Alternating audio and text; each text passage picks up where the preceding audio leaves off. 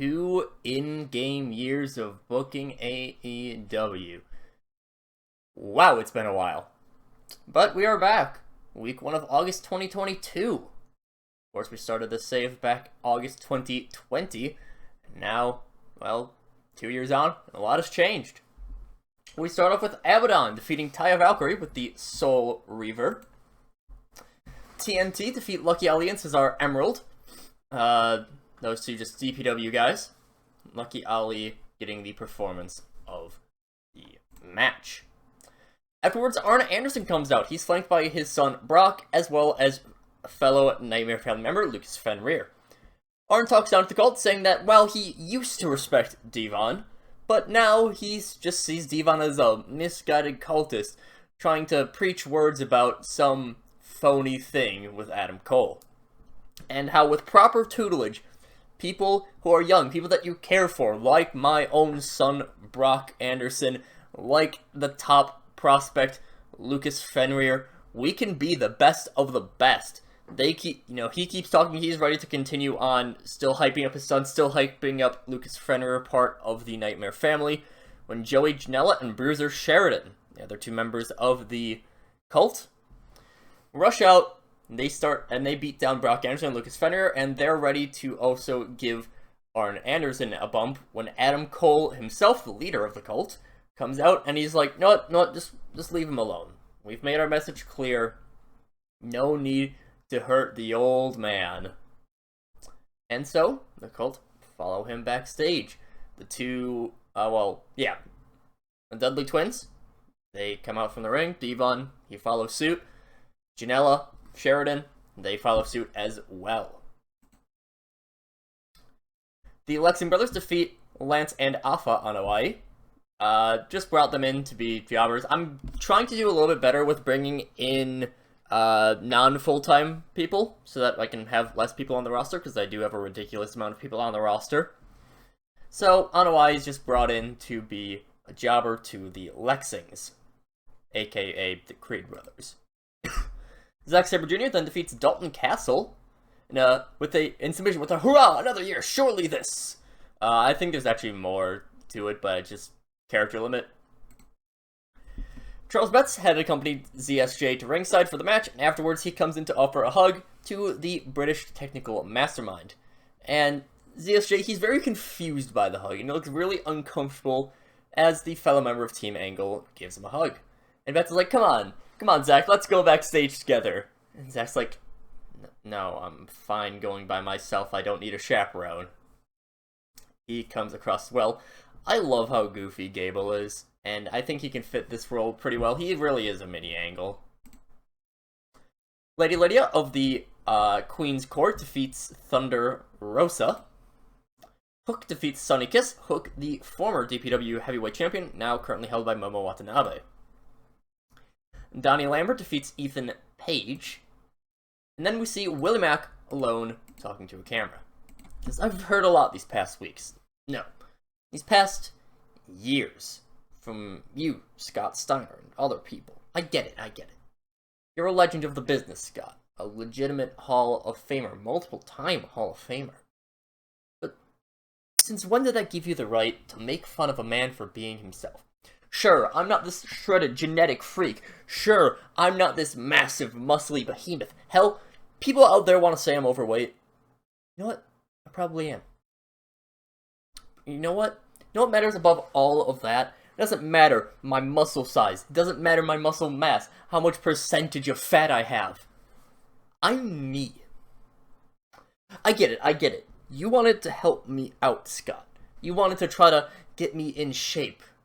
But sometimes, people aren't going to be just like you. Sometimes, people aren't going to be able to be molded like clay to you, Scott. And you know what?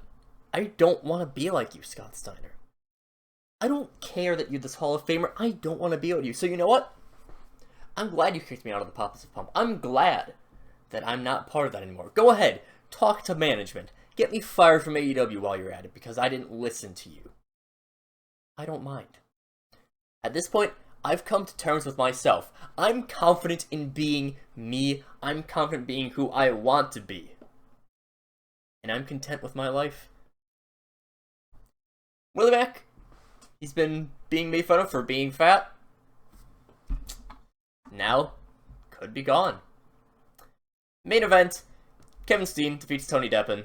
I always like having a nice hot match to end off our shows of Dark. So, Kevin Steen picking up a big win as we move on to Dynamite. Our show of Dynamite begins with a big non-title match. Adam Page is getting a little bit of a tune-up because I need to start booking champions more and with more non-title matches. Just because otherwise they only wrestle like once every 2 months. So Adam Page just defeats Minoru Suzuki. And afterwards he gets a mic and he starts talking. And he's very pained because it's Suzuki. So duh. It says, less than a month away from All Out. When both of our stories really started 2 years ago, Miro. Back then, I lost my tag team titles, and I lost my best friend on that day. And you won a battle royale that skyrocketed you to the top of AEW to face Jon Moxley at Full Gear. And all of this comes back a nice, neat little bow 2 years later. And Miro, I respect the hell out of your journey, and he's about to speak more, so talk up Miro when his music hits. But Miro doesn't come out, it's just his wife, CJ Perry. She says, talk all you want, Hangman Page. You are this big story in AEW, this long-term storytelling, this rise to the top, and then you reach the top, the mountaintop. You finally conquered all those demons. You became the #1 person in AEW, but you know what you did once you reached the top? You sputtered out. You're nothing nowadays. You are a big disappointment as champion. You are nothing as champion. And she's about to continue speaking when Miro, he rushes out his own mic, and he's like, hey, CJ, it's a bit uncalled for. I wanted this fair match. And, you know, it's not like CJ's going against Miro's wishes exactly. It's more just, she's protective of her husband, and she's trying to really hype him up more. She's trying to really show how dominant Miro is. Miro, he's being very laid back about this. He's not, you know, fully yelling at CJ. It's more of just, hey, it's fine. You don't need to talk to Hangman like this. I'm ready to go to the pay-per-view. I'm ready to go to All Out. I'm ready to fight you. Big, honorable fight. 95 rated segment. Very good. After this, a less good rated segment, as Mayu, Shotzi, and Jordan Grace, there we go, are seen together. They're in their little locker room talking about how they've been accosted by the boss bitches, and pretty much as they're talking, the quartet of baddies beat down the three faces, the numbers advantage taking a hold, but faces are assisted by April Mendez, who we haven't seen in a while. She rushes out to help out. The boss bitches, they get out of there once April shows up, and she's looking at the three faces who are still a little bit battered down. There's a silent agreement between them. So, probably going to be an 8-woman tag fairly soon. But April Mendez, we have not seen her in a while. I need to start pushing her a little bit more. After this, CM Punk defeats Alexander Hammerstone. Presumably, that is why April Mendez was here. Just because CM Punk's back.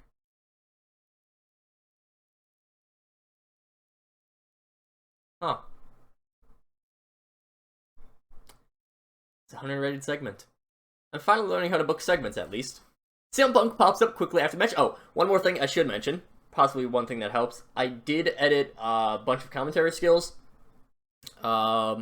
Yeah, sure, it's cheating technically, but I'm doing this for fun. I'm not really, I'm not editing any popularities, but just, I didn't really feel like having any of the, penalties for poor commentary. It's fine. I try to justify myself by also editing people who are not in AEW, people who don't appear on screen, so people like Michael Cole's boosted up a ton, Corey Graves is boosted up a ton, I think Milano, AT, I usually boost up a ton. A bunch of people are getting boosted up. It's fine. Again, I just don't like seeing those segments where I have like 90-some ratings on individuals and it gets like a 79 performance. So, just pulling back the curtain a little bit. Anyways, CM Punk, after beating Hammerstone, he quickly pops up and he's staring at the ramp. He knows what to expect, which is Samoa Joe, and the music does hit. But Samoa Submission Machine doesn't come out from the ramp, because he's out from the crowd. Suplex, Muscle Buster, and then he's yelling at the crowd, "No, Mike, just, you know, this is your hero." He, not necessarily like he's a liar or anything, but just, you know, this is your hero. He quit on pro wrestling. I'm the person that you should be cheering. All that stuff. 100 rated segment. Fantastic. Fantastic. After this, AJ Styles is seen with the Bullet Club, all of them looking battered. Saying we ain't looking good right now. All these losers are pulling little tricks on us, but don't worry, y'all. I have a plan. Get all out, the Bullet Club is gonna stand tall. Stella Kelly, you're gonna defeat Riho Kakashi, or whatever she's calling herself. Scorpio Sky, you're gonna defend the FTW title. Hammerstone and the Good Brothers, because Hammerstone walks in as this talk is going on, because of course he just had the match. You'll beat someone, I don't know. Phantasmo, you have your mission to New Japan. But as for me, I have another big mission. I have a little Tarzan I need to take care of. Jungle Boy, you're a good talent. I get that. But I'll be damned if you ain't disrespectful. So I think you need to be shown a little bit of humility. You need to really show something, put something on your back that shows that you can stop being this little disrespectful. I don't even want to say the word. At All Out, I'm going to beat you. And you know what? I'm going to put these stakes higher.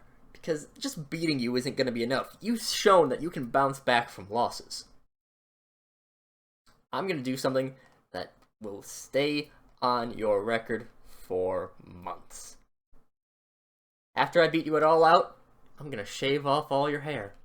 You are going to be brought low by the phenomenal AJ Styles.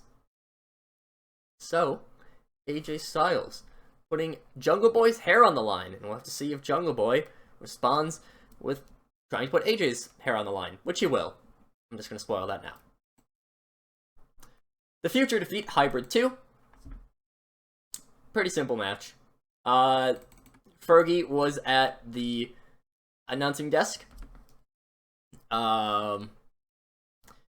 Just calling the match. Of course, as said here, he was on commentary for the match, and afterwards, Frederick Hurst, he has his own mic, and he starts yelling at them. He says, "You see this shit, Fergie? The in-ring prowess of the Future is something that's been well known. I mean, they did challenge for the tag team titles after all, but there's more to us, more to the Future, these Lambert brothers, than just that. And you know what? We're gonna show you. We'll show you, we'll show Jacob, we're going to show everyone out there. No. I know that you're in a lot of pain. You have a separated shoulder. I get that. It's a painful injury. I would imagine I've never been injured like that. Neither have either of these guys, so I don't even know secondhand what it's like. But that's besides the point. I get that you're hurt, but I'll be nice and not attack that. I won't jump you for it. That seems a little bit rude. Instead, I want you to come with us. We have a few weeks off of programming. Well, at least a few weeks off of matches. So I want you to see a day in the life of the Future. And we'll show you that we're more than just another one of those carbon copies in AEW. One of those, I'm the best team in AEW. I'm the best wrestler in AEW. We're the best things in all of pro wrestling. I mean, sure, don't get me wrong. We are the best things in pro wrestling, but we're more than just that. And you know what? If you're worried about us attacking you while you're out traveling with us, while you're out seeing what we are good, well, I'll give you a little bit of help. I'll let you bring Jake along. Honestly, we don't mind. Bring him along for backup. If it makes you feel safer, I don't care. So Hurst, inviting Fergal Devitt to a day in the life of the Future. Another 100 rated segment. I'm getting good at rating segments. I know who, because this one, it's just rated Heyman and Moxley. No one else is rating. Paul Heyman is then seen in his office, still yelling at the phones to try to find out what happened to Kota Ibushi. The door slowly opens, and Brock Lesnar shows up. He's carrying up a beaten-up Hiromu Takahashi, who's presumably just escaped from the compound of the Gulf of Coal. A bit of alliteration there. Paul is dismissive of Takahashi, not worried since Adam Cole at least let people know where Hiromu was. It's a bit amusing, so, he's very worried about Kenny, very worried about Kota. Hiromu Takahashi has been captured in this place for almost a month now. He's been being beaten up, he's being mocked, he's captured by a cult. Heyman's just like, at least Adam Cole tells us where he is, so I don't really care. Moxley soon comes in and says that he just wants to talk about his changes to AEW, his stipulation for winning that match against Brock Lesnar last Saturday. I think that's what it was. Heyman sighs, hangs up the phone, he's like, alright, fine. Kicks the cameraman out. Brock Lesnar, Takahashi, Moxley, and Heyman all in there. Ashley Flair defeats Lavender Sky. Bow down to the Queen. Natural selection. After this, Chris Statlander comes down after the match, and there is no music playing. The Queen's Court, the entirety of it, gets between, or all three of them, get between Chris and Flair, who yells at the quote-unquote alien. She's acting very strangely lately. Then Chris, completely silent. Court, they also get in. They're like, hey, you're not going to talk back? Sure. They also start yelling at Chris. Chris, completely stone-faced, no response. Eventually, Ashley's like, you know what, this isn't worth it. Court go. Chris, completely silent. She doesn't move from her spot. She probably turns to watch them leave, but nothing. That's fine. After this, Kurt Angle's being interviewed by Renee Paquette about the recent situations with people on his team. And he says, well, I gotta say, I at least appreciate the go-getter nature of the people that my team has. It's a bit difficult at times, I'll admit, wrangling everyone together. It's like wrangling cats out there, but I think I got something good going. I'm still talking with Paul. I mean, he's a very busy man right now, especially with all the stuff happening to Kota and to Kenny and to Takahashi and with Moxley. Lots of stuff on his plate. But you know what? I'm still trying to get something up. These Sons of Andre against FTR, Io against Layla. But you know what? All three of them have made great pitches to me. I was a bit hesitant at first. I didn't want FTR getting involved with Paul White. I know how good of a competitor he is. I didn't want Layla getting involved with Io Shirai. She's a very good competitor as well. But they all make very good pitches to me. And you know what? I still can't reveal too much. What I can say is that I look forward to seeing what everyone can do in the ring. That the fans out there will be really looking forward to a number of great matches. At the hands of Kurt Angle's tutelages. Proteges. Whatever the word is. Trainees. That's the word I was looking for when I was writing it. Trainees. Very simple word. In our main event, Sammy Guevara defeats Shinsuke Nakamura. 82 seems to be about our cap on matches for the most part. Afterwards, Garza Jr. comes out of the match, flanked by Kip Sabian and the girls of the Rose Garden. He says, Sammy, I'm really disappointed. I can't even... I'm past the point of fury from last week. But right now, you are walking on thin ice. Look, I know that you cost me my TNT title. You did that on purpose. And I'm sure you're real happy about that. But one thing that we can't forget is that you're still under my service. You're still being, well, not paid per se, but you've been loaned out to the Rose Garden. Not even okay you to have this main event match against Shinsuke Nakamura. You're making things really difficult for me, Sammy. I have certain friends in certain pockets in certain places I can bring in, make sure that you regret disobeying your word and turning your back on the Rose Garden. And Sammy, he gets his own mic, and he just says, you're not the only one with friends, Garza. Chris Jericho's music plays. Judas plays for a little while. The Rose Garden, their turn, they're waiting for Hager, they're waiting for Jericho, they're waiting for Ace Austin, but it's only Ace Austin that shows up. And the Rose Garden, they can't hold it in. amused beyond no end by this. Show ends because it's just Ace Austin on the ramp, Sammy Guevara in the ring. In between, there's the entirety of the Rose Garden, and both Ace and Sammy look very concerned because Jericho's not here, Hager's not here. We're just gonna pretend that people don't know that Hager's fired. I mentioned it last week, but Hager's gone for good. Jericho, I have a storyline reason for him to be gone. That ends our show. 87 rated show. Thank you, segments. Thank you, segments. Coming off of one of our worst Dynamites, we get our best show of all time easily. Last show before this was the best show of all time with an 84. 87 rated here. Fantastic. Our first 200 rated segments. I can't be happier, honestly. But we move on to Rampage and see if we can keep this momentum rolling.